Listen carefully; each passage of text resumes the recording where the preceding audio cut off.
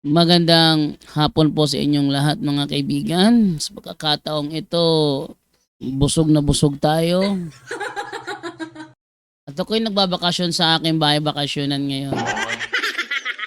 As you can see, ako ay andito ngayon sa isang lugar na kung tawagin mo maganda yung ating background, no? Based sa nakikita ninyo, yung bundok na yun daw ang Mundok Banahaw. Oh. At yung Bundok Banahaw na yan parang pinaghalo rin Bundok Makiling. Oh. At sabi nila, meron daw nakatira dyan na magandang dilag, yun daw ay si Maria Makiling. Oh. And then, sa pagkakataong ito mga kaibigan, may tatalakayin po tayo, review po ito. Dahil may mga grupo po sa Simbahang Katoliko na gumagaya sa mga Pentecostal na humihiling na magkaroon ng extraordinary gifts na gaya na lamang nitong sa kung tawagin nila speaking of tongues. Pero hindi siya speaking of tongues. Sabi nga ni Brother John Ray, ang tawag dyan, speaking of twinks. Twinks. Yun ay dahil ang ginagawa naman nila, hindi naman talaga yan real na speaking of tongues, kundi iyan ay isa lamang, kung tawagin ay bubbling. Bubbling. Akala ko blabbing. Bubbling. At based doon sa mga nagsipagaya na mga Catholic members na naghumihingi ng mga extraordinary gifts gaya ng speaking of tongues, mas maganda siguro na bago nyo gawin yan, panoorin nyo muna ito. Narito po ang ating video. Brother Joshua, as-mute po. Good evening po. Yes bro, good evening. At ano po yung tanungan? Magtatanong lang, okay. Nakanonood ko lang kanina ng isang episode dito sa Punto por Punto, yung may nag-come up na mga charismatic na bawal hingiin ang gifts of the Holy Spirit. Doon sinasabi, isang katuruan ng Katoliko na huwag i-desire or hingiin ang gifts of the Holy Spirit. Tama po ba? Di ba? I-confirm ko lang. Okay. Brother Angel. Bro, bawal daw ba hingin yung gift ng Holy Spirit? Well, ayon daw sa Lumen Gentium, sabi ni Brother Wendell yan noon, no? Actually, hindi yung gift of the Holy Spirit, but yung extraordinary gift ang sinasabi dyan, no? But gift of the Lord. Yes, bro. Andiyan si Brother Wendell. Pag spiritual Ay, nandiyan na si Brother Wendell. Ayan, si Bro Wendell yung anuin mo Ay, yan. Brother Wendell? Yes. Ay, Ayun. Nasa Lumen Gentium yan. Lumen Gentium. Lumen Gentium number 12, the extraordinary gifts from the Holy Spirit cannot be sought after. At yun din ang si Father Nonit Legaspi na isang exorcist at dalubhasa sa discernment of mystical phenomenon, no? Nauna nang tinatalakay niya ito para magabayan dahil siya ang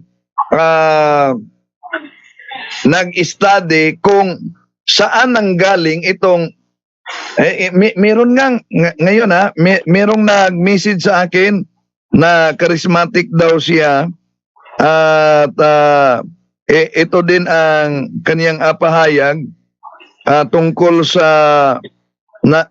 galing siya sa Saudi, no, charismatic, at dapat i-correct umano yung gift of tongue na tinatalakay natin.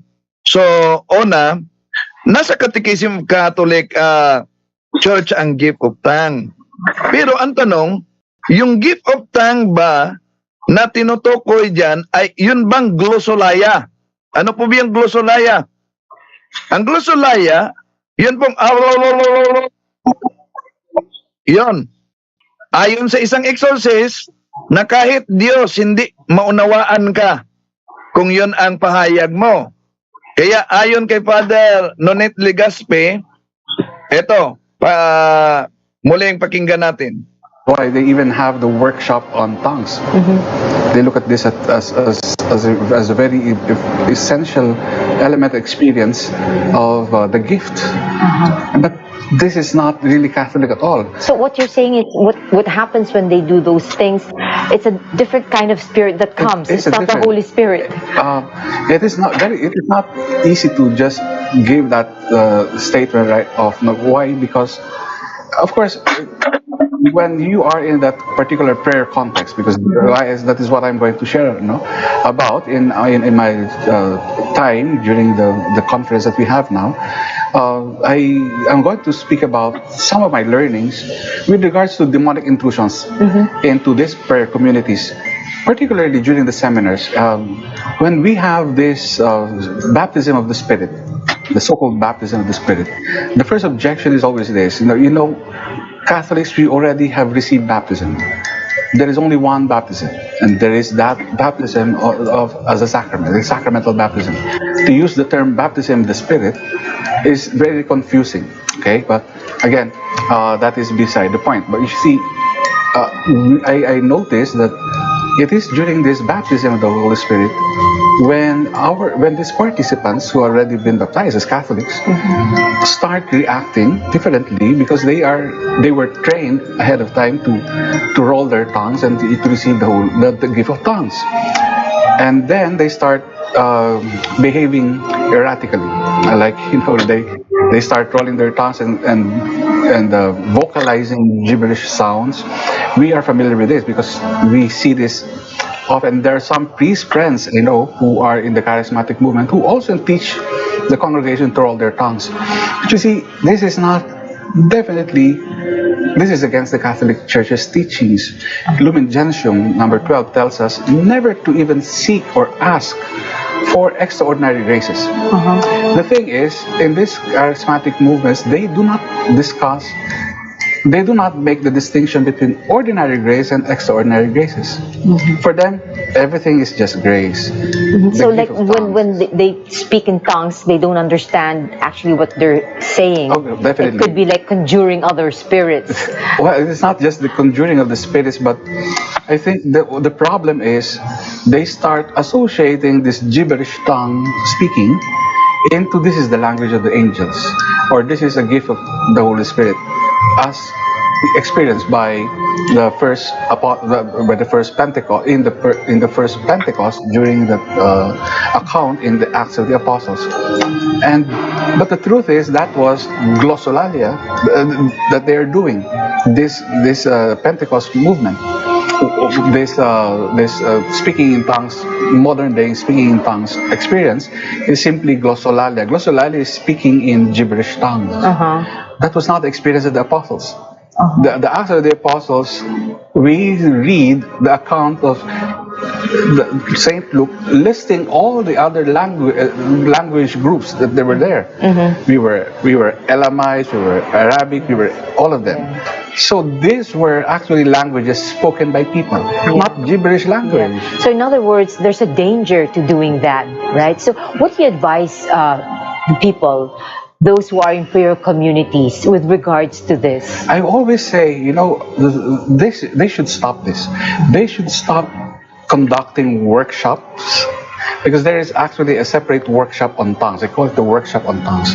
They teach people how to roll their tongues. And this is really ridiculous. Why? Because if we consider, for example, having stigmata as an extraordinary grace, you don't prepare yourself by fooling yourself first, but you don't train yourself on a workshop, okay, how to receive the stigma, the wounds of the Christ. No? First, we start with thumbtacks. Place thumbtacks muna, little wounds, and then they grow bigger and bigger. But until finally, God may make it some miracle and give you the real wounds. It is ridiculous, right? Yes. But that is what we do. We try to mimic first and train our tongues to receive the gift of tongues. But this is an extraordinary grace. You don't practice this. You don't ask for this, because Saint Teresa of Avila tells us, if you do this, it is a sign of pride. Because why? Why do you mind receiving this? God is going to grant you it when He discerns and He decides so. Don't ask for this, because that is a sign of pride. Okay, malinaw 'yon, no? Halimbawa, sa conference ng PACHE, Philippine Association ng Catholic Exorcists, kung saan kasama ang Why they even have the workshop. kasama ang mga lay collaborators. Alam nyo ba na tinalakay din doon ang tungkol sa tinatawag na stigmata. Meron palang karamihang mga fake na stigmata at demonic. At yung mga dalubhasa diyan, isa sa kanilang tanong upang matukoy na posibleng malaking posibilidad na fake, gusto mo bang magkakaroon ng stigmata? Dahil yung demonyo nasa paligid natin. Pwede yang mamimik. At halimbawa, ayon kay Father Chad Riffelger, isa umano sa napaka-piligro na demonic possession na nahandle niya yung isang babae na humingi sa Holy Spirit ng gift of tongues. Ito. The worst case of possession that I ever had was a woman who asked for the gift of tongues and she got it. There are three kinds of gifts. Oh, see? The worst demonic possession. Yung isang babae na humihingi ng gift of tongues. Pero nasa Catechism of the Catholic Church natin ang gift of tongues. Ano po ba yan? Meron bang mga santos na nagglosolaya? Ano pong santo na nagglosolaya? Meron ba? Wala kayong makita yan sa kasaysayan. Pero, sinong santo na kilalang may gift of tongues? Una, si St. Vincent Ferrer. Si St. Vincent Ferrer, native language lang ang kaniyang nalalaman. Pero nang nagmisyon siya, ipinadala siya sa misyon, hindi siya nag-aral sa lengguwahe sa naturang area, pero nang nagsalita siya sa sarili niyang native language, napakinggan siya sa mga natibo sa kanilang sariling language. At si St. Vincent Ferrer nakaunawa din sa language na hindi niya pinag-aralan. Ganon din ang kaso ni St. Luis Beltran, no? Kaya sabi ng mga eksperto, ibigay diyan sa Diyos, sa Holy Spirit, sa mga taong kaaya-aya, lalo na yung tinatawag na levitation. Kailangan pa yang investigate. Extraordinary na yan. Sino po biyang mataas nang nag-levitate, lumilipad na? Si St. Joseph of Cupertino. Pero dumaan pa siya sa solemn exorcism, dumaan pa siya sa investigation dahil pwedeng gawin niya ng demonyo. So kaya mag-ingat talaga mga kapatid. Sabi ni Father Winston Cabading, Order of Preachers, isang exorcist, dalubhasa sa mystical phenomenon, discernment of mystical phenomenon. Halos sa lahat na office of exorcism, meron talagang mga demonic possession na mag-glosolaya. Dami yan, kahit dito sa amin. At hindi lang yan. Kung maalala ninyo, merong mga demonic possession, mga demonya na kahit hindi makapagsalita ng Latin, pero makapagsalita sila ng Latin. So kaya, kailangan talaga ang discernment of mystical phenomenon dahil ang demonyo ay makapag-mimic sa tinatawag na extraordinary gifts from the Holy Spirit. Yun po. So, yung gifts of the Holy Spirit lang, not particularly na extraordinary gifts of the Holy Spirit. Yung extraordinary gifts of the Holy Spirit ang tinutukoy natin. Pero yung mga gifts of the Holy Spirit, 7 gifts of the Holy Spirit, pwedeng ma-develop yan sa bawat isa sa atin. At natanggap natin ang gifts of the Holy Spirit sa ating sacrament of confirmation. At pwede nang yang ma-develop sa bawat isa sa atin. Ngunit, aside from the gifts from the Holy Spirit, mayroong tinatawag na extraordinary gifts from the Holy Spirit. Isa na yan, yung stigmata, isa na yan, yung makabasa kung anong kasalanan at makakita kung ano talaga ang kalagayan sa kaluluwa ng tao, tulad sa kay Padre Pio, extraordinary na yan. Yung stigmata, extraordinary na yan.